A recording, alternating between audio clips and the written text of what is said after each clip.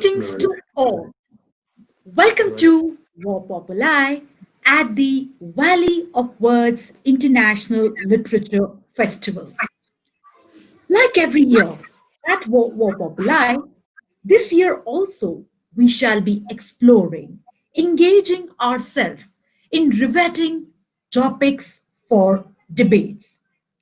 Ideas indeed have a diverse canvas with supporting and contrasting sides. This indeed gives the impulse to everyone in our quest for knowledge, and also this strikes chords with creativity, reimagination, which is the essence of any artistic endeavors. जय हिंद साथियों, स्वागत है आप सभी का वो popular पर valley of words international literature festival पे, जहां पर आज हम एक बहुत ही महत्वपूर्ण विषय पर समकालीन क्षेत्र से देखते हुए, जहां पर आज हमारे साथ हैं विभिन्न राजनीतिक दल से संसद के सदस्य, जो कि आज इस प्रमुख विषय पर हमारे साथ चर्चा करेंगे। मेरे साथ इस समय अनूप जी हैं, valley of words international literature festival से। अनूप जी प्लीज। नमस्कार आमना जी, नमस्ते। तो आमना जी, इस बात को आगे बढ़ाते हैं और आपकी अनुमति हो तो मैं बात को आगे बढ़ाऊं? बिल्कुल अनूप जी। जी तो सबसे पहले तो मैं स्वागत करना चाहूंगा आप सभी साथियों का, जो कि हमें देश विदेश में इस कार्यक्रम को भी देख रहे हैं। और अपनी बात को शुरू करने से पहले सबसे पहले तो मैं आदरणीय त्रिपाठी जी को एक विनम्र श्रद्धांजलि देना चाहूंगा। वैली ऑफ वर्ड्स परिवार की तरफ से आपका देहांत इसी वर्ष हुआ और हम सब लोग जो हैं यहाँ पर वैली ऑफ वर्ड्स से आपको बार बार याद करते हैं। इस बार विशेष तौर पर हम आपको बड़ा मिस कर रहे हैं। और आगे बढ़ते हुए यही कहना चाहूंगा कि वाव पॉपुलाई जो है हमारे पूरे वैली ऑफ वर्ड्स का ये जो कार्यक्रम है, एक बहुत बड़ा एक किस्म से एक स्तंभ है और एक आकर्षण है। और आज अगर हम इस पड़ाव पर हैं तो वो आप ही के सुझाव के कारण है, आदरणीय त्रिपाठी जी के कारण। 2017 में आपने एक सुझाव दिया था कि इस किस्म की एक किस्म से एक वैचारिक तौर पर जो है एक इस किस्म का भी संवाद होना चाहिए, और आपके विचारों को एक किस्म से सम्मान देते हुए, उन्हीं से प्रेरणा लेते हुए 2018 में हमने इसकी शुरुआत करी थी, जो हमारा दूसरा संस्करण था वैली ऑफ वर्ड्स का। आज हम अपने चौथे पड़ाव पर हैं और पिछले 3 वर्षों से 2018, 2019 और 2020 में इसको हम लेकर के अपने श्रोताओं के सामने आए हैं। आप भले ही एक राजनेता थे, लेकिन उसी के साथ में उससे भी कहीं ज्यादा आप एक विचारक थे और एक चिंतक थे।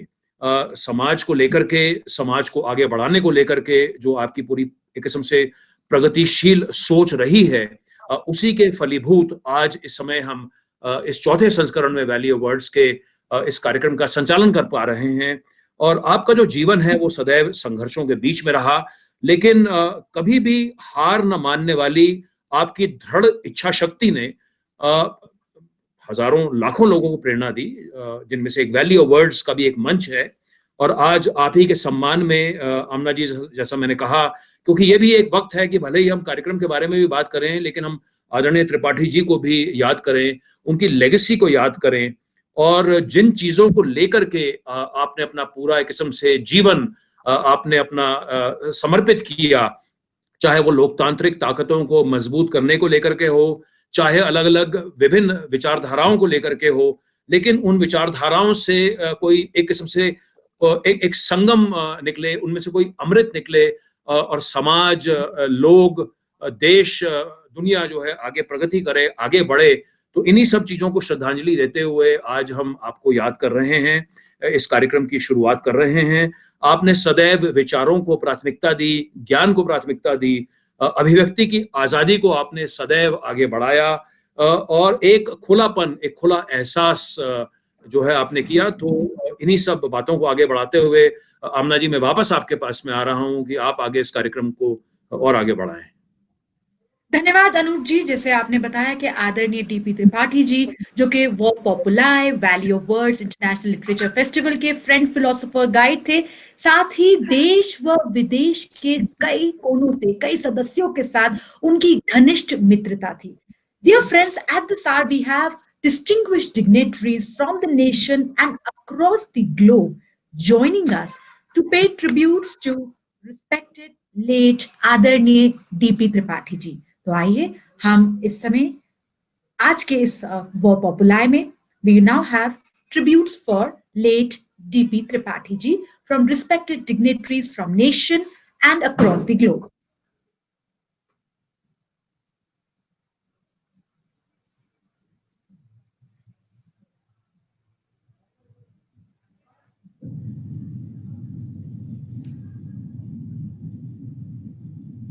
वॉक्स पोली द्वारा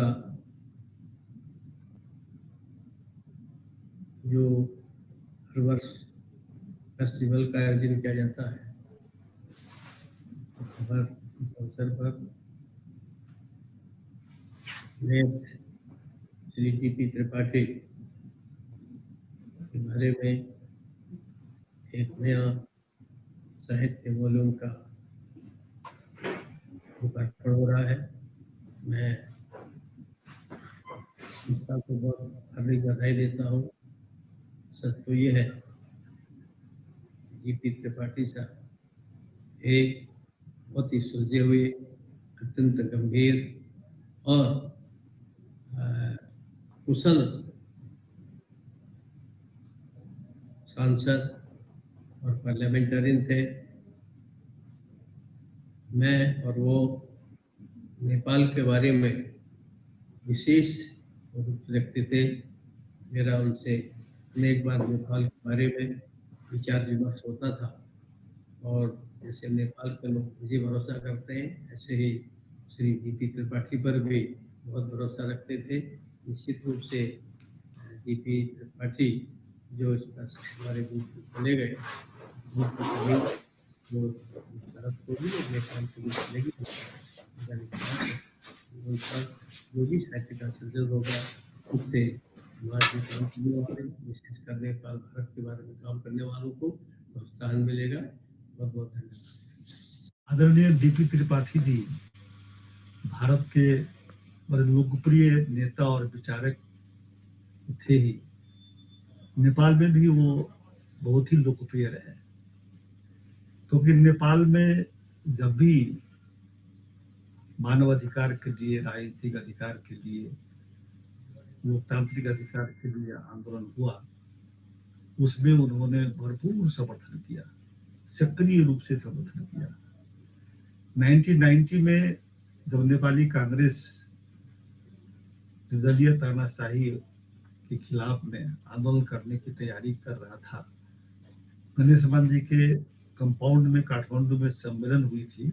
उस सम्मेलन में नेपाल के सभी राजनीतिक दल भाग लिया था, और उस सम्मेलन में भारत के सभी राजनीतिक दल के नेताओं की सहभागिता थी समर्थन में। चंद्रशेखर जी भी आए थे, और भारत के सभी राजनीतिक पार्टी के नेताओं के सहभागिता का संभव बनाना, ये डीपी त्रिपाठी का बहुत बड़ा योगदान था। उन्होंने उस वक्त में गणेश मान जी और राजीव गांधी से भी मुलाकात करवाया था, ऐसा कहा जाता है। और उस आंदोलन ने नेपाल में बहुदलीय संसदीय प्रणाली की पुनर्स्थापना की। राजा को बाध्य होकर के लोकतंत्र की बहाली, पुनर्बहाली को स्वीकार करना पड़ा। उसके बाद भी फिर से राजा ज्ञानंद ने नेपाल में तानाशाही ला दी, और उस वक्त नेताओं को जेल में रख दिया। उस वक्त भी डीपी त्रिपाठी भी नेपाल में आके हमारे साथ एकवचता जाहिर किया। उनके साथ, अपने साथ कई नेताओं को लेकर भी आए थे। माओवादी द्वारा जब सशस्त्र द्वंद्व नेपाल में संचालित था, उसके समाधान में शांति प्रक्रिया और राजकीय पुनर्संरचना का जो नेपाली कांग्रेस का, नेपाली जनता का अभियान था, उसमें भी भारत में भारतीय जनता और राजनीतिक दल से समर्थन निर्माण करने में उनका योगदान रहा है। तो वो भारत में बहुत ही लोकप्रिय रूप में रहे, बुद्धिजीवी विचारक के रूप में लोकप्रिय रहे। राष्ट्रवादी कांग्रेस के महामंत्री होने के बावजूद भी हर पार्टी के नेताओं, बुद्धिजीवियों, पत्रकारों, साहित्यकारों से उनका मधुर संबंध रहा। उसी तरह नेपाल में नेपाली कांग्रेस के सैकड़ों नेताओं को वो जानते थे, कम्युनिस्ट के नेताओं को भी जानते थे, दूसरे नई पार्टी के नेताओं को जानते थे, और बार बार वो नेपाल में उनका आना रहा। तो नेपाल के लोकतंत्र, नेपाल की सार्वभौमिकता के प्रति उनका हमेशा भरपूर समर्थन रहा है, और नेपाली जनता और नेपाली कांग्रेस इस बात को कभी भी भूल नहीं सकती है। मेरा व्यक्तिगत संबंध भी उनसे बहुत ही अच्छा था। जब भी मैं दिल्ली आता था तो उनके कभी कभी तो परिवार सहित उनके घर पे रहना, रात को डिनर, दिन को लंच, चाय नाश्ता का तो ये कोई गिनती ही नहीं है। और जब भी वो काठमांडू आते थे, कई बार उनके कार्यक्रम को मैंने आयोजित किया था, और जब भी वो काठमांडू आते थे तो मेरे घर पर भी आना और बहुत सारे लोगों से मिलना ये होता रहता था। उनका मेरे साथ बहुत आत्मीय प्रेमपूर्ण संबंध रहा है। डीपी त्रिपाठी का नेपाल और भारत के बीच में लोकतंत्र की पुनर्बहाली, लोकतंत्र के सुदृढ़ीकरण के लिए, भारत और नेपाल के जनता के बीच के संबंध को और सुदृढ़ करने के लिए उनका योगदान हमेशा अविस्मरणीय रहेगा। मैं उनके प्रति हार्दिक श्रद्धांजलि अर्पित करता हूँ, उनको सम्मान देता हूँ। देवी प्रसाद त्रिपाठी, जिनको प्यार से डीपीटी और सर के नाम से जाना जाता था, सुल्तानपुर के एक छोटे से गांव कादीपुर में साधारण परिवार से जन्मे असाधारण व्यक्ति थे। भगवान ने उनको कुछ लिया था तो निश्चित तौर से उनको बहुत कुछ दिया था। डीपी त्रिपाठी को हजारों की संख्या में कोर्ट के साथ नंबर याद होते थे। एक मर्तबा जिससे वो मिल लेते थे, साल भर बाद भी कोई उनसे दोबारा मिलता था तो उसके आवाज से ही उसको पहचान लेते थे। जीवन में जब भी कोई उनके पास गया, सबकी मदद उन्होंने किया। दिल के बहुत धनी व्यक्ति थे। अभाव मेरा स्वभाव नहीं, वाकई में जेब में कुछ भी ना रहे तो फक्कड़ स्वभाव के सर कभी निराश नहीं हुए। जीवन उनका उन्हीं के जुमले की तरह कभी अर्श पर कभी फर्श पर रहा। देश के बहुत बड़ी हस्तियों के साथ उन्होंने अपना समय बिताया, लेकिन अपने लिए उन्होंने कभी कुछ नहीं किया। मेरे जीवन में उनका बड़ा महत्व है। मुझे हमेशा उन्होंने सही राह दिखाई और प्यार दिया। वो मेरे लिए गुरु मित्र दोनों थे। मैं उनसे लड़ भी लेता था, जिसका उन्होंने कभी बुरा नहीं माना। कम्युनिस्ट पार्टी और राजनीतिक जीवन शुरू करने वाले त्रिपाठी जी इमरजेंसी में जेल भी गए, और जेल में अटल बिहारी वाजपेयी, अडवाणी जी, अरुण जेटली जी और समस्त राजनीतिक दिग्गजों के साथ बंद रहे। राष्ट्रवादी कांग्रेस के राष्ट्रीय महासचिव, हमारे भूतपूर्व सांसद डीपी त्रिपाठी साहब को विनम्रता पूर्वक मैं यहाँ पे अभिवादन करता हूँ।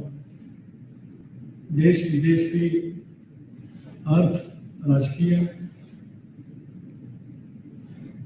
विदेशी नीतियाँ, इनके बड़े जानकार होने के नाते राजीव गांधी जी जब यहाँ हमारे प्रधानमंत्री थे, हम राजीव जी उनके नाम घोषणा करते थे। कांग्रेस पार्टी में शामिल होने के बाद उनका बहुमूल्य अनमोल सलाह, उनकी राजनीति की बड़ी जानकारी राष्ट्रवादी कांग्रेस पार्टी के लिए भी बहुत कामयाबी हो गई थी।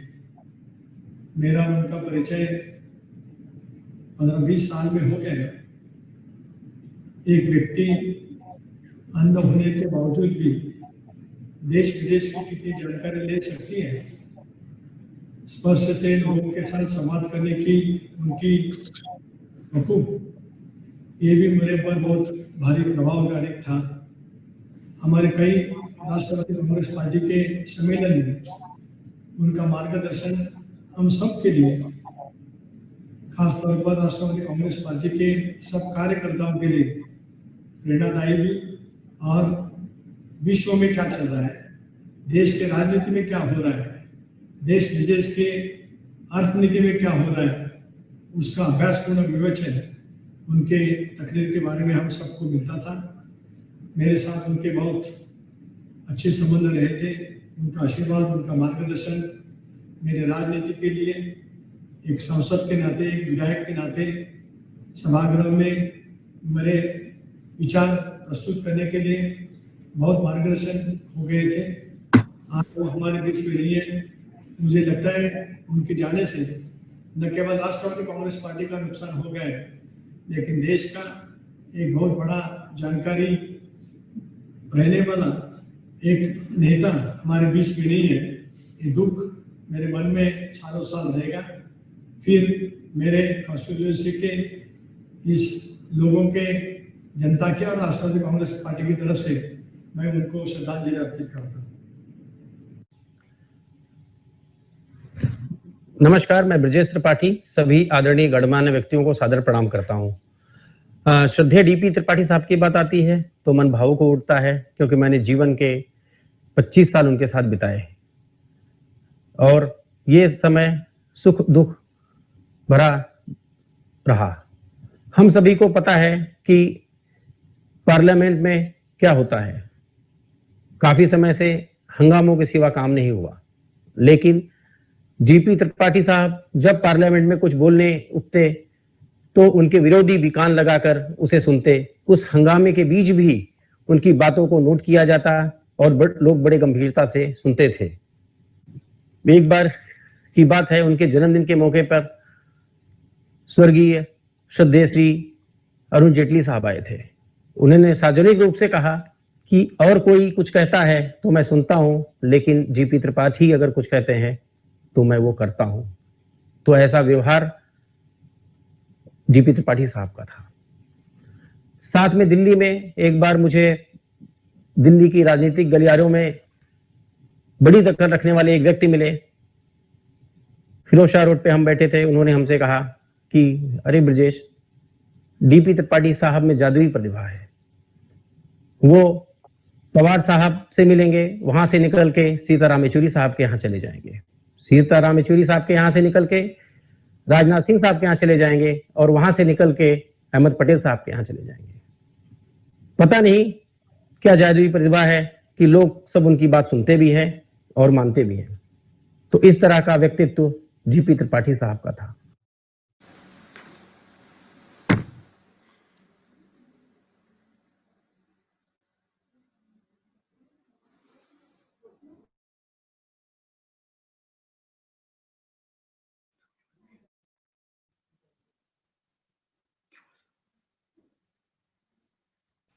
तो इस तरह का व्यक्तित्व जीपी त्रिपाठी साहब का।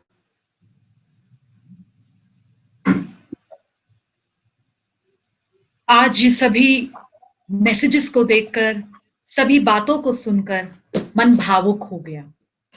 एक बार फिर वैली ऑफ वर्ड्स की पूरी टीम की ओर से विनम्र श्रद्धांजलि आदरणीय स्वर्गीय डीपी त्रिपाठी जी को। When we talk about war populi, ideas, the diversity, the confluence with respect to supporting and the opposing views, indeed is a very significant aspect of this endeavor. हर वर्ष एक प्रमुख विषय पर हम लोग विचार मंथन करते हैं, जहां विभिन्न राजनीतिक दलों से संसद के सदस्य हमारे बीच आते हैं और अपने विचार प्रस्तुत करते हैं। This year also taking this tradition forward at the parliamentarian debate at War Populi as a part of Valley of Words International Literature Festival, we will be deliberating upon a very significant topic, that is restructuring of states, inevitable or justifiable, question mark, exclamation। और ये question mark और exclamation का जो तात्पर्य मैं इसको थोड़ा सा स्पष्ट कर दूं, क्योंकि हम चाहते हैं कि आज इस डिबेट के विषय पर विचार मंथन के साथ हम अपने साहित्य को आज के संदर्भ में समझते हुए, आज के एस्पेक्ट्स को देखते हुए आज की प्रक्रिया को आगे बढ़ाएं। Once again, dear friends, the topic at War Populi this year, that is restructuring of states, inevitable or justifiable, question mark, exclamation, was indeed very close to the heart of our mentor, late DP Tripathi ji. Today, we shall be joined by parliamentarians from various political parties to deliberate on a very significant topic, that is, the preamble to the Constitution of India begins with the ringing declaration of "We the People."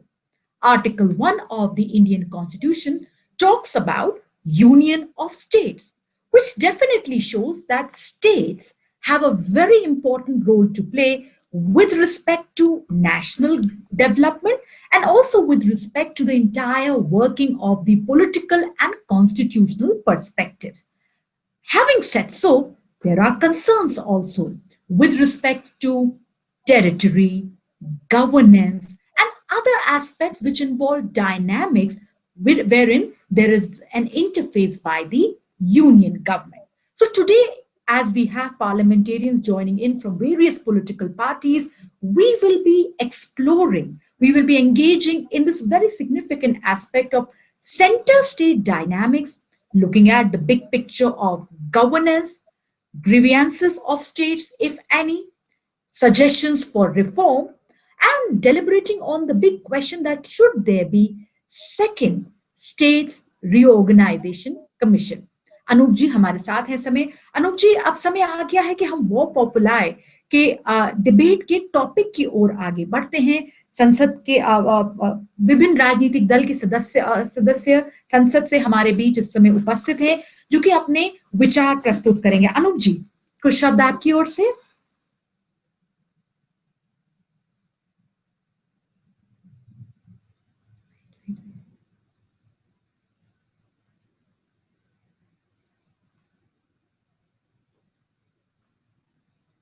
Can I hear Anup ji?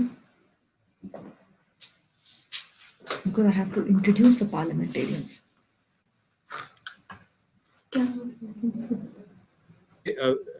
विशेष तौर पर आपको क्या मेरी आवाज आ रही है आमना जी? जी विशेष तौर पर नेपाल को लेकर के जो त्रिपाठी जी का जो उनका एक किस्म से योगदान रहा है लोकतंत्र को लेकर के, एक पड़ोसी देश को लेकर के, तो ये वाकई में जो है ये सिर्फ हमारी ही पीढ़ी नहीं, लेकिन पीढ़ी दर पीढ़ी को जो है वो प्रेरणा देता है। तो ये मैं एक पहली बात बोलना चाहता था। जहां तक आज के इस जो आज का हमारा जो विषय है इस संवाद का, कि हम अपने राज्यों को लेकर के, तो ये भी अपने आप में एक बड़ा प्रासंगिक मुद्दा है। और आज अगर हमारे बीच में त्रिपाठी जी, आदरणीय त्रिपाठी जी होते, तो वो उन्हें जरूर प्रसन्नता होती कि हम एक बड़े ही महत्वपूर्ण मुद्दे के ऊपर आज जो है इस समय दून घाटी से, उत्तराखंड की पावन भूमि से इस मुद्दे पर चर्चा कर रहे हैं। और यहाँ पर मैंने उत्तराखंड का जिक्र इसलिए किया क्योंकि जग जाहिर है कि स्वयं उत्तराखंड जो है उत्तर प्रदेश का एक किस्म से हिस्सा था। और 20 वर्ष पूर्व नवंबर सन 2000 में उत्तराखंड का गठन हुआ। तो चाहे हम उत्तराखंड और उत्तर प्रदेश के उदाहरण को अपने सामने लें, या हम हिमाचल प्रदेश, और अगर थोड़ा और पीछे जाते हैं इतिहास के पन्नों में, तो हिमाचल प्रदेश, पंजाब की अगर हम बात करते हैं, तो किस किस्म से इन राज्यों का एक किस्म से जो विकास की गाथा रही है।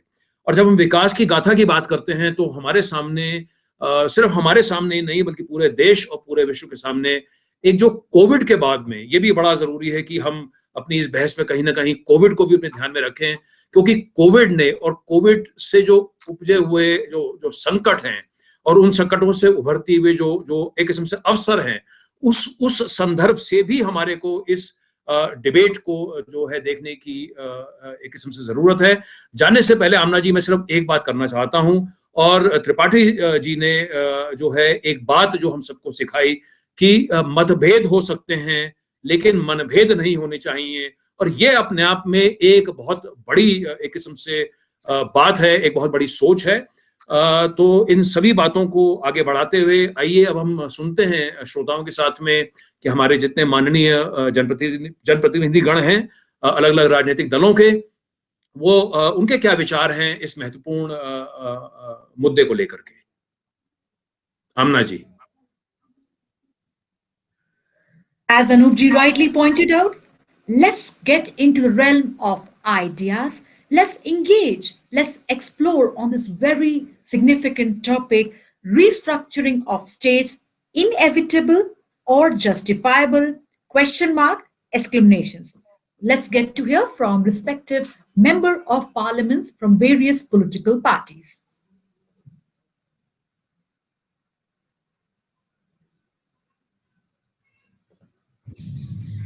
Valley of Words International Fest, which is organized every year in November. And on this forum, it's a very special day for me to meet Deepu Tripathi. Now, this will go for 40 minutes. So I have to be seated only. And of course, when he talked about the asymmetry of power to the states, it's very obvious in a country with more than 1,200 million people, there is an asymmetry. There is a state which would be having a population of 12 lakhs to 15 lakhs like Goa, very prosperous, nonetheless small in size. And there would be a state like Uttar Pradesh, which is about good 200 million people, and of course populous. And if it was a country in itself by population, it would have been the 6th largest country in the world. And so is political power between the states. So I think this debate would be a very fulfilling debate, and how the political system works on population. So those states which have higher population have more voice. And there is a resounding voice from the south which say we have low population, we have controlled birth, and then we lose numbers and we lose being a part of the democracy. So this is a very interesting debate, but nonetheless, a great day to remember my friend, my colleague, my mentor, Mr. D.P. Tripathi. Small states lead to better governance. I've seen it myself. I remember 2000 when 3 new states were born, Chhattisgarh, Uttarakhand and Jharkhand. I can say about Chhattisgarh that if they had not separated from Madhya Pradesh, they wouldn't have seen the kind of development that you see today in Chhattisgarh. And I could say the same thing for Uttarakhand and Jharkhand. Unwieldy states do come as a disadvantage to some sections of that state. Some in big states, you will find influential areas or portions of that state developing, and the backward areas or areas which are unreachable or far from the administrative eye do not develop. So yes, it's a good idea to have smaller states. Constitutionally completely possible that you only need to have a little commission which has to work out details. Politically, there are question marks also, because the question mark is that in small states we have seen a lot of instability at times. And that instability comes from numbers. And this Aya-Ram, Gaya-Ram politics, which is so prevalent these days, is making it more perilous. So, as I said, there is an advantage on the administrative side, and there are concerns on the political side. You have to balance both. You know, India has been basically a federal state with a unitary structure. America is more of a federation. We are a unitary structure where center had a preponderant control over states. We had one party system, that was Congress, for a very long time. Then there was a period where no party had the majority, and now today BJP seems to rule the roost. But one party system in India also led to over-centralization of power in Delhi, and state leaders were gradually eliminated. Now, that is also bad for India.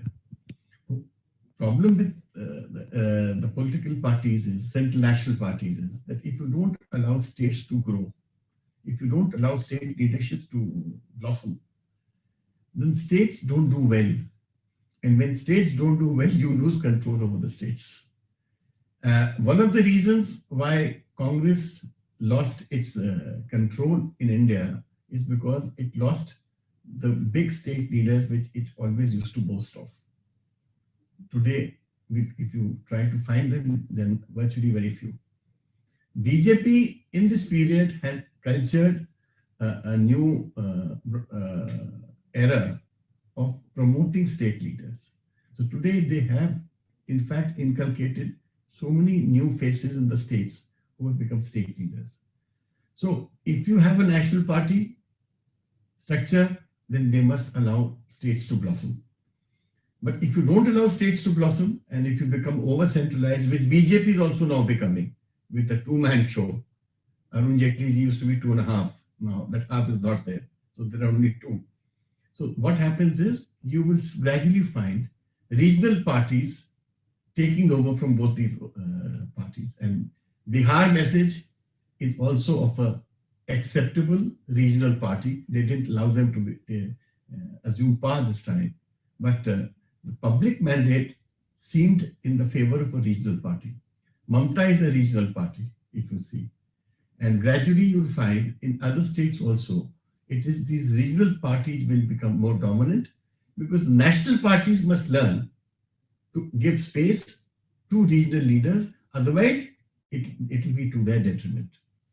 Let me talk of pandemic. Now, pandemic again, Modi ji thought he should rule the pandemic.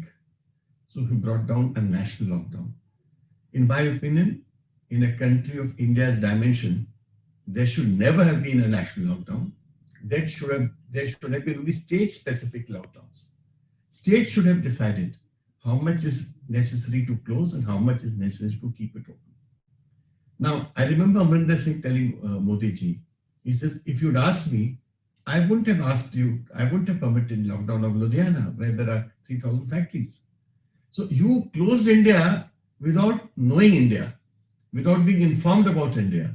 And that is why crores of people had to migrate out of industrial centers and went to, and you saw what happened to the migrants. I mean, even Supreme Court could not respond to their cries at that time. So somewhere the union leadership again faltered. They faltered because they looked at India as a unitary setup, when India should have allowed its federation to work at that time. Later on, we also realized that GST, now GST is, state gave up their power, fiscal powers to the center to create a national model. Now you have a law, you have in that law, they need to be compensated. You don't compensate them. You divert the funds you collected for the states for other purposes. Now this again is a wrong step. You have, as a result, the center is losing the trust of the states. The BJP ruled states out of deference may keep quiet, but that won't happen for too long. You'll find those BJP states soon losing support. Non-BJP states are crying foul because you have not given the money which they constitutionally or statutorily they should be given. So there is a big issue. Center is trying to play a big brother role, which big brother role is a good thing if you're helping. If you're not helping and if you're creating hurdles and difficulties or obstacles, then center is going to be in trouble. I would not recommend anything at the moment because India already has too many problems. And another reorganization commission means again diverting the attention of the country to a new exercise and then forming states and bifurcating your judiciary, your executive, your political setup, your legislatures, carving out new boundaries. I've seen it myself. I'm partly an author of one of the State Reorganization Act, that is the Madhya Pradesh and Chhattisgarh Reorganization Act. So I know how much it takes to reorganize a state. For next, if you start the process, for 5 years, nothing else happens in the state. Both states. One is trying to set up, other is trying to recover from the shock. So it's a good idea in long term, but not a good idea in short term. Today, India needs to consolidate in the post-pandemic era its economy. It needs to consolidate its governance.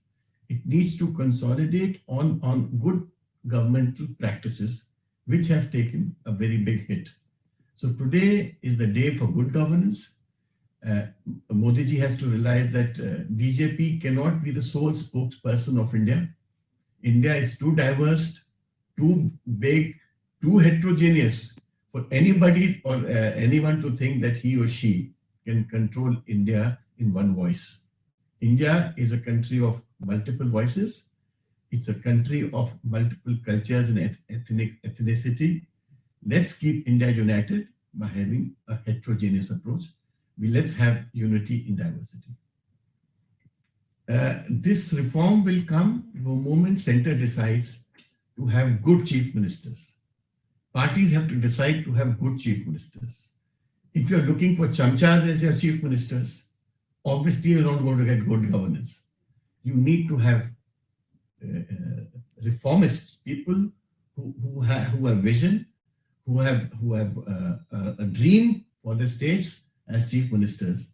They may become power centers in themselves after some time, but then you'll have to accept and respect that power center, because those good power centers will help this country to develop. And if you have a visionary prime minister who's willing to do all that, he's the best bet for India, like Jawaharlal Nehru. Thank you so much for your time, sir. This has been amazing. Thank you so much. Value of words एक ऐसा आयोजन है जो normally we look forward to, इस बार digitally हो रहा है क्योंकि संभव नहीं है कोरोना के दौरान। तो सबसे पहले तो इस पूरे आयोजन से अभिन्न रूप से जुड़े कॉमरेड डीपी त्रिपाठी जो हमारे बीच नहीं है, मैं उनको स्मरण करना चाहता हूँ। उनके जाने से एक बेबाक आवाज, एक स्पष्ट आवाज, एक ऐसी आवाज जिसने कई क्षणों में, कई कालखंडों में एक दिशा दी है राजनीति को। तो मैं उनको नमन करना चाहता हूँ। उसके बाद ही अपनी कोई बात रखूंगा, क्योंकि जो वॉइड उन्होंने क्रिएट कर दिया अपने जाने से, उसकी भरपाई संभव नहीं दिखती है। दूसरे, मेरा मानना है कि हमारे मुल्क में कई राज्य ऐसे हैं, साइज में वो दुनिया के कई देशों से बड़े। I am of the view that it is time that we must have a real look on our states, its capacity to deliver. The sheer size many a time is one of the most significant stumbling block. तो मैं समझता हूं कि हम सबको एक बार बैठ करके बात करने की जरूरत है और ये देखना है कि क्या अगर हम छोटे यूनिट्स में इनकी संकल्पना रखें तो क्या ये बेहतर नहीं होगा? क्या इस देश में अगर हम विकास को समावेशी बनाना चाहते हैं, क्योंकि अगर आप देखें गौर से तो मैं देख रहा हूं कि जितने बड़े राज्य हैं उनमें से कई हिस्से, उनके कई क्षेत्र पिछड़े हैं और यह आवश्यक है कि उन क्षेत्रों को अगर आप और बड़े साइज के क्षेत्र हैं, उनका क्षेत्रफल बहुत बड़ा, तो मैं समझता हूं कि आवश्यकता है कि एक बार पुनर्विचार किया जाए कि क्या हम छोटे राज्यों के माध्यम से बेहतर कर सकते हैं। हाल के दिनों में जितने छोटे राज्य बने, मैं समझता हूं उन राज्यों ने काफी बेहतर काम किया।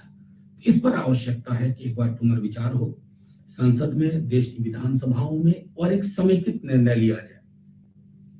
दूसरी एक बात जो और महत्वपूर्ण है कि हमारे मौजूदा हमारी इलेक्टोरल सिस्टम में ऐसा दिख रहा है कि क्षेत्रीय दल, मैं अभी बिहार का ही उदाहरण दूं जहां चुनाव हुए और बहुत मार्जिनली 0.003% से एक महत्वपूर्ण क्षेत्रीय दल जिसके साथ मेरा जुड़ाव है वो थोड़ा पीछे रहा। अंक की अलग कहानी है, लेकिन मैं ये इसलिए कह रहा हूं कि क्षेत्रीय दल कई दफा जो रीजनल एस्पिरेशन होते हैं, इस पर आवश्यकता है कि एक बार पुनर्विचार हो संसद में, देश की विधानसभाओं में और एक समेकित निर्णय लिया जाए। दूसरी एक बात जो और महत्वपूर्ण है कि हमारे मौजूदा हमारी इलेक्टोरल सिस्टम में ऐसा दिख रहा है कि क्षेत्रीय दल, मैं अभी बिहार का ही उदाहरण दूं जहां चुनाव हुए और बहुत मार्जिनली 0.003% से एक महत्वपूर्ण क्षेत्रीय दल जिसके साथ मेरा जुड़ाव है वो थोड़ा पीछे रहा। अंक की अलग कहानी है, लेकिन मैं ये इसलिए कह रहा हूं कि क्षेत्रीय दल कई दफा जो रीजनल एस्पिरेशन होते हैं, जिसका नेशनल एस्पिरेशन से कोई मतभेद नहीं है, क्योंकि अक्सर हम ये बाइनरी देखते हैं और ये बाइनरी में कोई दम नहीं है कि राष्ट्रीय बनाम क्षेत्रीय। मैं ऐसे कई दल गिना सकता हूं जो क्षेत्रीय हैं अपने फुटप्रिंट के हिसाब से, लेकिन उनका आउटलुक नेशनल है। जबकि मैं कई ऐसे राष्ट्रीय दल बता सकता हूं जो कहने को राष्ट्रीय है, लेकिन उनका बहुत संकीर्ण उनकी सोच समझ है, जो एक व्यापक राष्ट्रीय दृष्टिकोण से चीजों को नहीं समझ पाती है। तो मेरा मानना है कि इसमें एक बेहतर इस चीज को जो प्रधानमंत्री जी अक्सर कहते हैं सहकारी संघवाद, तो सहकारी संघवाद के दृष्टिकोण से आपको देखना होगा कि क्षेत्रीय दल रीजनल एस्पिरेशन को, जो रीजनल नीड है, उसको किस प्रकार आगे लेके जा सकते हैं और राष्ट्र निर्माण में ये बड़ी भूमिका निभा सकते हैं। हाल के दिनों में कोविड को लेकर के जो चीजें हुई, कोविड ने हमारे मुल्क की कई फॉल्ट लाइंस को एक्सपोज करके रख दिया। चाहे पलायन का मसला हो, जो मजदूर खास करके पूर्वांचल के जो मजदूर अलग अलग राज्यों में थे, उनके प्रति जिस तरह की चीजें देखी गई, स्वयं प्रधानमंत्री जी के 3 लॉकडाउन के एड्रेस में उनका कोई जिक्र नहीं था। बिहार के खुद के मुखिया ने कहा कि हम किसी को आने नहीं देंगे।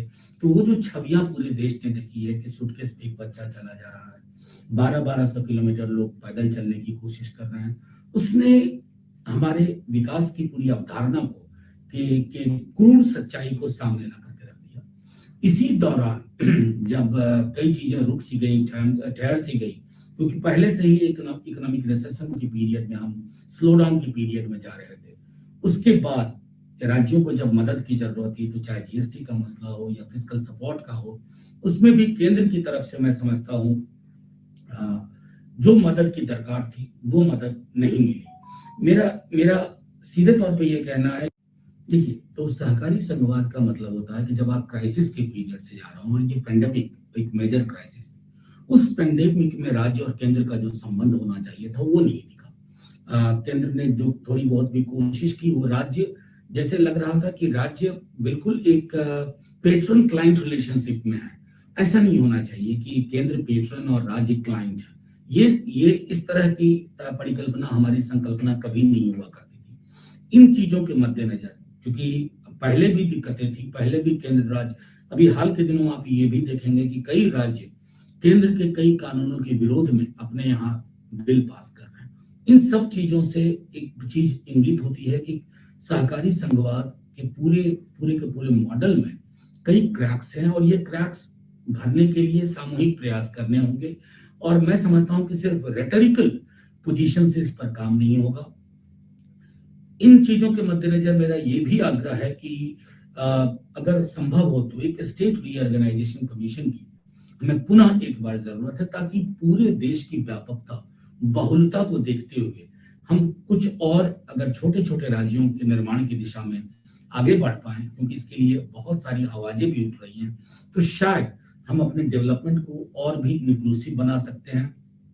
उसका रीच व्यापक हो सकता है, उसकी डिपेंडिंग ना सिर्फ डेवलपमेंट डिस्कोर्स की बल्कि पॉलिटिकल डिस्कोर्स की डिपेंडिंग भी संभव होगी। मैं ऐसा इसलिए कह रहा हूं कि अपने अभी तक के संसदीय अनुभव के आधार पर मुझको लगता है कि जैसी व्यवस्थाएं अभी हम केंद्र राज्य संबंधों को लेकर देख रहे हैं, जो शक शुभा दोनों तरफ से रहता है, केंद्र की तरफ से भी और राज्यों की तरफ से भी, ये ओवरऑल अगर हम देखें तो एक ऐसे भारतवर्ष की कल्पना जिसमें हम राज्य और केंद्र के बीच में वैमनस्य और टकराव की संभावना कभी नहीं देखते थे। आज संभवतः कई अवसर आते हैं जब वैमनस्य और टकराव की बात होती है, चाहे वो सरकारी एजेंसीज का मामला हो, केंद्रीय एजेंसीज का मामला हो। इसलिए मेरा एक चीज मैं बार बार सदन में भी मैंने आग्रह किया कि पूरी संसद को एक committed session centre state relation पे रखना होगा। सेंटर स्टेट रिलेशन के क्या मौजूदा उसके चैलेंजेस क्या हैं, कैसे हम उसको मीट कर सकते हैं, कैसे उसमें नई व्यवस्थाओं को बहाल कर सकते हैं, और कैसे बिना एक राष्ट्रीय भावना को आहत करते हुए हम राज्यों के एस्पिरेशन को, क्षेत्रों के एस्पिरेशन को भी मैं समझो एड्रेस कर पाए। तो यही शायद जो डीपी त्रिपाठी जी की भी सोच थी, कई और प्रगतिशील लोगों की सोच है, शायद हम उसमें कामयाब हो पाए। और मैं एक बार पुनः वॉक्स पॉपुली वैली ऑफ वर्ड्स को धन्यवाद देता हूँ। शायद अगले साल जब हालात सुधर जाएं तो हम आमने सामने बैठ करके बात करेंगे। जय Hind.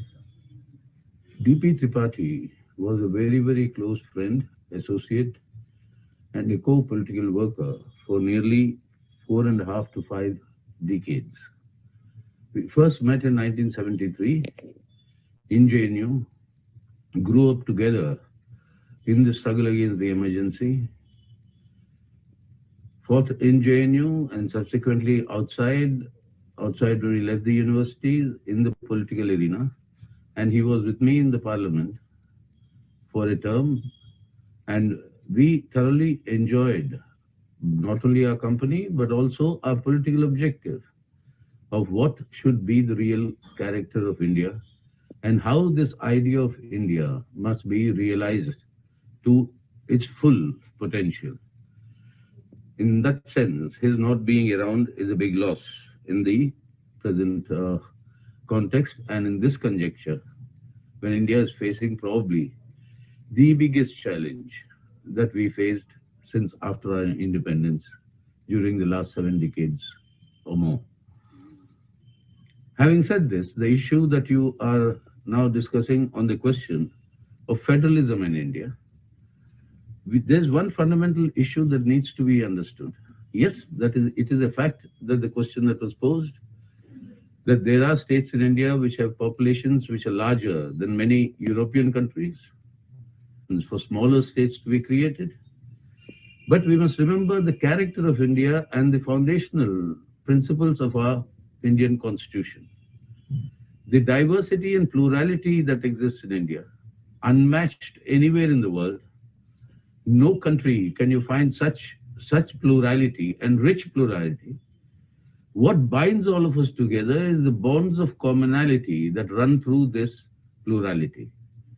Any effort to impose a uniformity on this diversity will only lead to a social implosion that may not see India as we know of it now.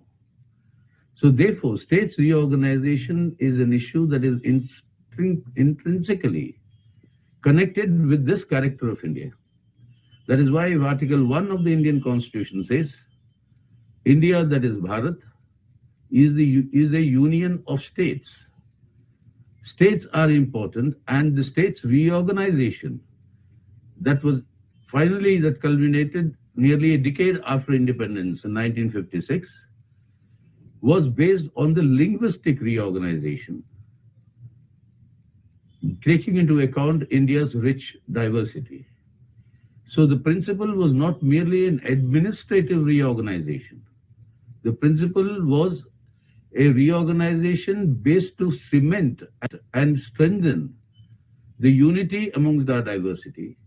And if that principle is lost, in the name of better administration, in the name of better governance, etc., I think a fundamental premise of India's existence as a secular democratic republic, that itself will be undermined severely. Therefore, I do not think that we should now distance ourselves from the fundamental issue of a linguistic reorganization. Yes, there are some parts of India where this linguistic reorganization has not been completely done. For instance, what was the United Provinces under the British? What was the Central Provinces under the British? Have all been presumed to be speaking one language. While we have Rajasthan, we have Punjab, and later Haryana was formed on the basis of Haryanvi language. But from then onwards, still the borders of Bengal. You have Uttar Pradesh and Bihar, and all supposedly under one homogeneous language group called Hindi. But if you see from Brij Bhasha in the west to Maithili and Bhojpuri in the east before Bengali begins in Bengal, you find a diversity that is also very immense. In fact, Bhojpuri and Maithili boast of their own, not only literature, Bhojpuri now has a very vibrant film industry. So there may be need for some reorganization there, but this is not on the basis of smaller states for administration.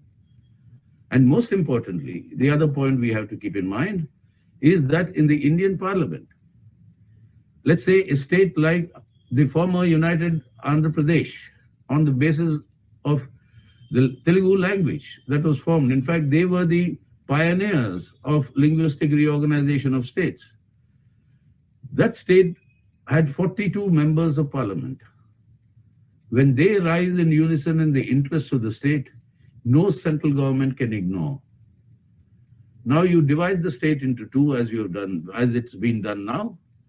Then you find that the voice and the capacity to take correct decisions in favor of the states in the parliament is lost, and eventually states are reduced to be at the mercy of the central government.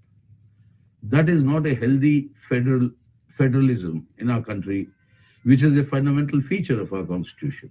Even legitimate resources of collections of the goods and services tax that have not been paid for a long time.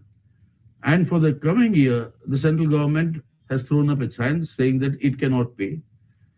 And so the states are forced to borrow. So they will also incur the debt burden. Now, this is a crisis of immense proportions. What is required is a reordering of the center-state relations on the basis of the fundamental tenets of federalism, where the center and the state governments have their relationship and their relative independence. They work in complementarity with each other and not under the dominance of one over the other. I think that is the way federalism should be reordered in India. And if DPT was around here with us, DPT is how we used to call DP Tripathi. If DPT was around with us, he would be arguing this more forcefully and in a language that will be flowered with literary anecdotes and the richness of his cultural idiom that only DPT had. We shall miss him. We miss him and we shall continue to miss him in the future.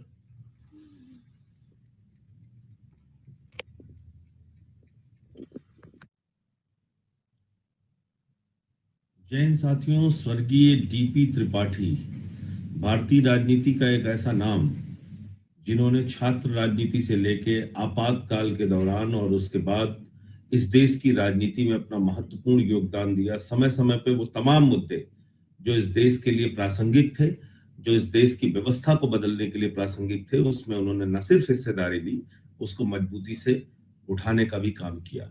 Rajya Sabha के सांसद के तौर पे मैंने उनके कई भाषण सदन के अंदर सुने हैं और मैं आपको यकीन के साथ कह सकता हूं कि जब वो बोलते थे तो पूरा सदन मंत्रमुग्ध हो जाता था, सिर्फ उनको सुनना चाहता था, उनसे सीखना चाहता था। तो ऐसे एक महान विभूति स्वर्गीय डीपी त्रिपाठी जी थे। मैं उनको अपनी श्रद्धा सुमन अर्पित करता हूं हृदय की गहराइयों से, आम आदमी पार्टी की ओर से, अरविंद केजरीवाल जी की ओर से, अपनी पार्टी के एक एक कार्यकर्ता की ओर से उनको अपनी श्रद्धा सुमन अर्पित करता हूं।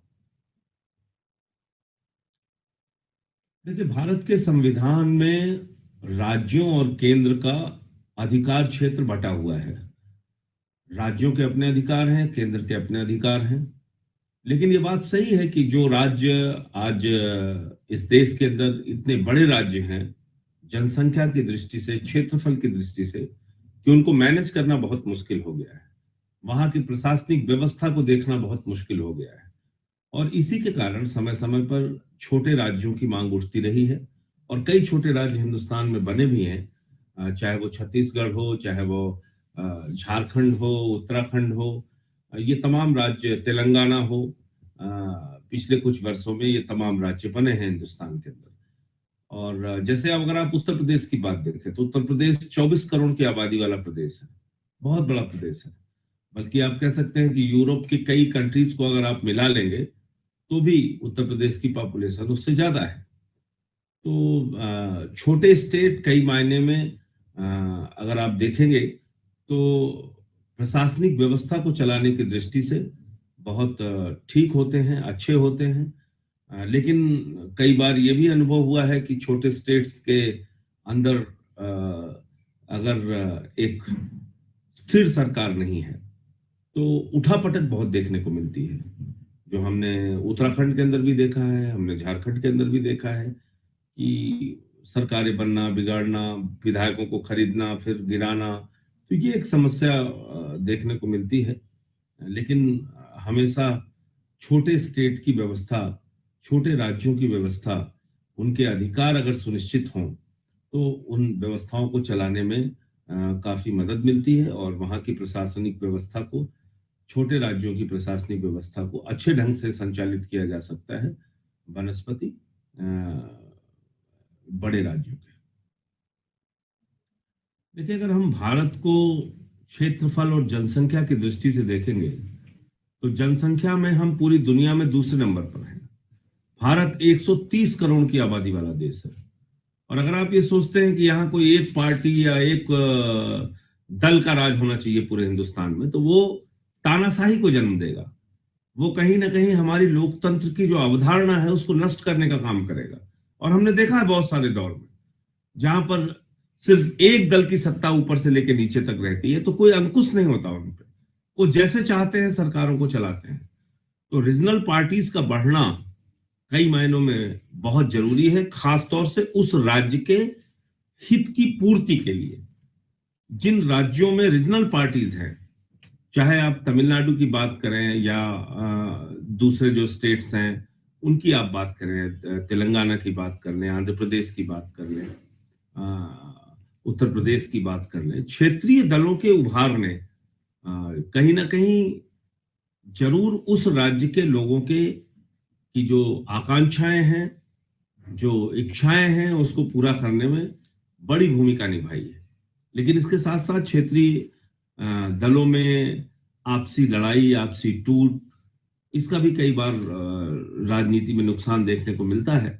लेकिन फिर भी मेरा अपना मानना है कि लोकतंत्र की मजबूती के लिए और खासतौर से 130 करोड़ की आबादी वाले हिंदुस्तान में किसी एक दल का शासन नहीं होना चाहिए, वरना उससे तानाशाही को जन्म मिलेगा, वरना उससे एक निरंकुश सत्ता आपको देखने को मिल सकती है। और कहीं ना कहीं अगर क्षेत्रीय दलों का उभार हो रहा है तो उससे सरकार की, केंद्र सरकार की मनमानी पर अंकुश लगाया जा सकता है और केंद्र और राज्य के जो अधिकार बटे हुए हैं उसके तहत राज्य सरकारें भी अपना काम कर सकती हैं। देखिए, इस वक्त एक ऐसी सरकार इस देश के अंदर चल रही है, भारतीय जनता पार्टी की सरकार, जो लगातार संघीय ढांचे को कमजोर करने का काम करती है और जो राज्यों के अधिकार छीन के अपने पास रखने का काम करती है। डैम सेफ्टी एक्ट बना, उसमें राज्यों के अधिकार छीनने का काम हुआ। मोटर व्हीकल एक्ट बना, उसमें राज्यों का अधिकार छीनने का काम हुआ। अभी एक कृषि बिल आया है, इसमें राज्यों को अधिकार को छीनने का काम हुआ। तो मुझे लगता है कि केंद्र की जो सत्ता है, भारतीय जनता पार्टी की जो सरकार है मोदी जी की, वो लगातार इस प्रयास में रहती है कि वो राज्यों के अधिकार कितना ज्यादा से ज्यादा अपने पास खींच कर रखे। और हमने कोविड की महामारी में भी ये देखा कि केंद्र सरकार ने लगातार राज्यों के अधिकार को छीनने का काम किया, अपनी मनमानी चलाने का काम किया और जिसकी वजह से कई बार जो है राज्यों को दिक्कतें आई। लेकिन मैं ये भी कहूंगा साथ ही साथ कि कुछ मौकों पर केंद्र और राज्य का एक अच्छा तालमेल देखने को मिला, जिससे राज्य सरकार और केंद्र सरकार दोनों ने अपनी भूमिका निभाई कोविड में और उससे लोगों को भी फायदा हुआ, जनता को भी राहत मिली और इससे हमारे लोकतंत्र की मजबूती और संघीय ढांचे की मजबूती की एक तस्वीर भी सामने आती है। लेकिन हमने ये भी साथ ही साथ देखा कि दिल्ली राज्य, जहां पर आम आदमी पार्टी की सरकार है, वहां कोविड के समय में भी हमारे साथ जो बजट का आवंटन किया गया राज्यों को कोविड से लड़ने के लिए, उसमें भेदभाव किया गया और ये दलील दी गई कि साहब ये तो यूटी है इसलिए हम इनकी मदद नहीं कर सकते। तो ये एक अजीब बात है। क्या महामारी में भी हम लोग यूटी देखेंगे? कल को अगर पौंडीचेरी में भूकंप आ जाए तो केंद्र सरकार कहेगी कि साहब यूटी हम इसलिए मदद नहीं करेंगे। कल को मान लीजिए दिल्ली में कोई आपदा आ जाए, इस कोविड की आपदा से अलग कोई आपदा आ जाए, तो आप इसलिए मदद नहीं करेंगे कि यूटी है। चंडीगढ़ में कोई मामला हो जाए तो कह देंगे यूटी है। तो ये धारणा नहीं होनी चाहिए, खासतौर से महामारी के मामले में। अगर महामारी में किसी राज्य को ज्यादा, अगर वहां पर केसेस हैं, ज्यादा महामारी है, ज्यादा तकलीफ है, तो उसको ज्यादा मदद करने की आवश्यकता है। बजाय इसके आपने दिल्ली जो शुरुआत के समय में काफी कोरोना के केसेस और काफी दिक्कतें हम लोगों ने झेली, उस दौरान भी आपने एक फॉर्मूला बना लिया कि साहब जो है हम बजट तो देंगे कोविड से लड़ने के लिए, लेकिन दिल्ली को नहीं देंगे। तो मुझे लगता है कि ये ठीक बात नहीं है और इससे गलत संदेश जाता है। हाँ, ये भी साथ ही साथ सही है कि कुछ मौकों पर केंद्र सरकार ने दिल्ली सरकार की काफी मदद की और जिससे कोविड पर नियंत्रण पाने में हम लोगों को उससे सहायता मिली। इस पे हमारे मुख्यमंत्री अरविंद केजरीवाल जी ने धन्यवाद भी ज्ञापित किया। लेकिन जो तस्वीर है, जो स्थितियां हैं, उसको साफ तौर पे हम लोग हर बात को रखते हैं। तो उसका एक पक्ष ये भी था कि हमें कोविड से लड़ने के लिए जो राज्यों को बजट मिला, वो बजट दिल्ली को नहीं मिला। अभी भी प्रदूषण से लड़ने के नाम पे जो राज्यों को बजट दिया गया, वो दिल्ली को नहीं दिया गया। अब आप एक तरफ तो कहते हैं कि साहब दिल्ली में सबसे ज्यादा प्रदूषण है, दूसरी तरफ जब आप प्रदूषण से लड़ने के लिए बजट का निर्धारण करते हैं तो दिल्ली को ही आप छोड़ देते हैं। तो इसका मतलब कहीं ना कहीं प्रदूषण से लड़ने के बजाय आपकी प्राथमिकता राजनीति करने की है, वो नहीं होनी चाहिए। देखिए, जहां तक राज्यों के गठन को लेके कई कमेटीज बनी, कई रिपोर्ट्स आई और राज्यों के पुनर्गठन को लेके समय समय पे इस तरह के कमीशन बनते रहे हैं, लेकिन उससे ज्यादा महत्वपूर्ण है राज्य के लोगों की जरूरत।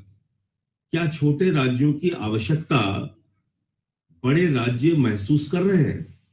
क्या वो ये चाहते हैं कि उनके राज्यों को विभाजित करके 2-3 स्टेट्स में उनको बांट के और वहां की गवर्नेंस, वहां की प्रशासनिक व्यवस्था, वहां की कानूनी व्यवस्था को ठीक किया जाए? ऐसा क्या वहां के लोग महसूस कर रहे हैं? वो ज्यादा महत्वपूर्ण होगा देखना। तो इसमें जनता की क्या ओपिनियन है, जनता की क्या राय है, जनता क्या वास्तव में छोटे राज्य चाहती है बड़े राज्य को पुनर्गठित करके, ये देखना बहुत महत्वपूर्ण है। इसके अलावा कोई कमीशन की रिपोर्ट का अपना अलग अलग आधार हो सकता है। आर्थिक और सामाजिक और क्षेत्रीय और तमाम दृष्टि से, प्रशासनिक दृष्टि से कोई रिपोर्ट तो बननी चाहिए, लेकिन ये भी देखना जरूरी है कि राज्य के लोग क्या चाहते हैं, उस क्षेत्र के लोग क्या चाहते हैं।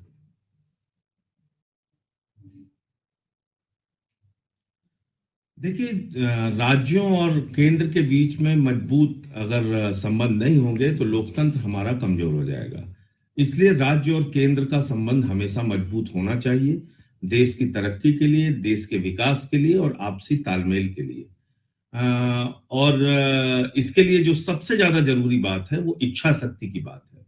केंद्र की जो सरकार है उसको ये हमेशा रवैया रखना चाहिए और ऐसी सोच रखनी चाहिए कि वो राज्यों के अधिकार को छीनने का काम न करे, संघीय ढांचे को मजबूत रखे और लोकतंत्र में आस्था होना बहुत आवश्यक है। अगर आप राज्यों के अधिकार को छीन रहे हैं तो कहीं ना कहीं आप लोकतंत्र को कमजोर करने का काम कर रहे हैं। तो राज्य और केंद्र के संबंध मजबूत करने के लिए जरूरी यह है कि जो राज्य सरकारें हैं वो आपस में तालमेल रखें और केंद्र सरकार पर हमेशा इस बात का दबाव बनाते रहें।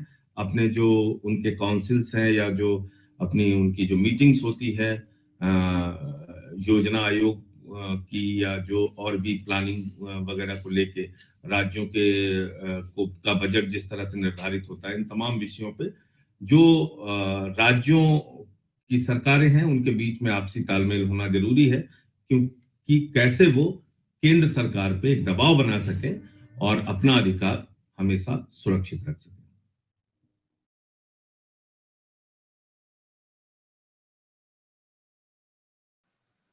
Very interesting perspectives coming forward from our parliamentarians from different political parties. At the start, we have lots of questions also coming forward from our viewers for our respective parliamentarians who participated with us at War Populi. So we shall share your questions with the respective member of parliaments and get them answered. And at this hour, once again, gratitude Rajiv Pratap Rudi ji, Vivek Tankha ji, Manoj Jha ji, Sitaram Yachuri ji, Sanjay Singh ji for being such an active participant and sharing some very interesting insights with respect to this important issue at hand. Anuj ji, हमने देखा है किस प्रकार से संसद के विभिन्न सदस्यों ने आज के इस विषय को विभिन्न दृष्टिकोण से देखा। और जैसे कि आपने एक बहुत ही प्रमुख बात कही थी कि जो कला होती है, जो साहित्य होता है, उसका एक प्रमुख गंतव्य होता है कि विचारों में मतभेद हो सकता है लेकिन मनभेद नहीं है। आज हम देख रहे हैं कि सभी संसद के सदस्यों ने गवर्नेंस को, डेवलपमेंट को देखते हुए सेंटर स्टेट डायनामिक्स के ऊपर अपने विचार प्रस्तुत करे। अनूप जी प्लीज। आमना जी बिल्कुल सही कहा, और मैं स्वयं सभी माननीय सांसदों को बड़ा गहराई के साथ में सुना, उनके विचारों को आत्मसात करने का प्रयास किया, और निश्चित तौर पर ये एक सच्ची और सही श्रद्धांजलि आज वैली ऑफ वर्ड्स के मंच के द्वारा आदरणीय त्रिपाठी जी के लिए कि इस इतने एक महत्वपूर्ण एक राष्ट्रीय फलक पर एक इतने महत्वपूर्ण मुद्दे के ऊपर एक बेबाकी के साथ जो चर्चा आज हुई है, आज अगर त्रिपाठी जी हमारे बीच में होते तो उन्हें प्रसन्नता होती कि हमारे माननीय सांसद गणों ने जो है अपने बिल्कुल जैसा मैंने कहा बेबाकी के साथ में उन्होंने अपने विचार रखे हैं। उन्होंने देश की अखंडता को लेकर के, देश की अस्मिता को लेकर के, देश के भविष्य को लेकर के जो भी उन्होंने विचार रखे, ये वाकई में एक बड़ा एक सकारात्मक आज एक संवाद वैली ऑफ वर्ड्स के मंच के माध्यम से हुआ है। और यही एक प्रयास रहेगा कि इस संवाद को आगे बढ़ाया जाए, जो है एक किस्म से जो डिस्कोर्स है इसको आगे बढ़ाया जाए। और जाने से पहले मैं सभी उन श्रोताओं का भी जो लोग हमारे साथ में जुड़े हैं, जिन्होंने इस बड़े महत्वपूर्ण सत्र को उन्होंने सुना, उसे समझा और उसके साथ में जुड़े, तो उन सभी को मैं अपना ढेर सारा आभार वैली ऑफ वर्ड्स की टीम की तरफ से भी देना चाहता हूं कि आज रविवार के दिन में आप लोग जो हैं अपना कीमती समय निकाल करके आप हमें सुन रहे हैं, आप हमें देख रहे हैं। तो इन्हीं शब्दों के साथ में आमना जी और हम आपसे विदाई लेते हैं। क्यों आमना जी, कुछ और ऐड करना चाहेंगी आप या पर्याप्त रहेगा? हमारे साथ ब्रिजेश जी भी आए हैं, इस समय कुछ शब्द वो भी कहना चाहते हैं। ब्रिजेश जी प्लीज। ब्रिजेश जी का भी स्वागत है। ब्रिजेश जी बहुत बहुत धन्यवाद आपका कि आपने जो है अपने विचार रखे। ब्रिजेश जी।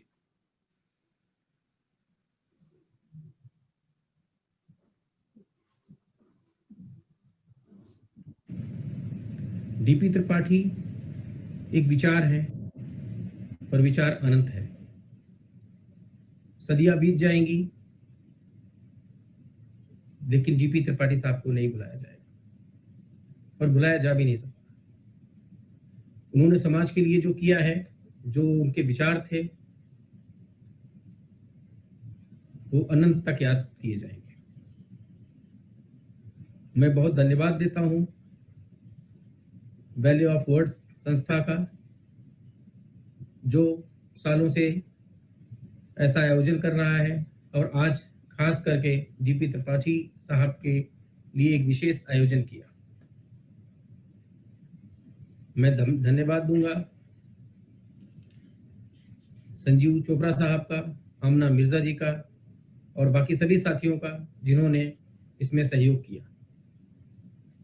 और मुझे आशा है कि आने वाले समय में निरंतर ये सहयोग होता रहेगा और ये काम चलता रहेगा और विचारों का मंथन होता रहेगा। ये शब्दों की वादियां ऐसे ही गूंजती रहेंगी, हम आप मिलते रहेंगे। और लास्ट अंत में सिर्फ मैं यही कहूंगा डीपी त्रिपाठी साहब के लिए कि कभी अलविदा।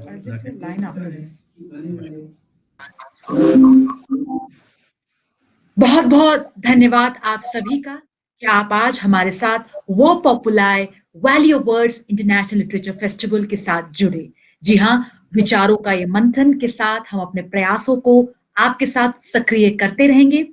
Gratitude to each and all for your support for War Populi at Valley of Words International Literature Festival. We'll be there in the next edition of Valley of Words International Literature Festival with War Populi 2021 with another significant topic. Thank you. Jai Hind, Jai Bharat.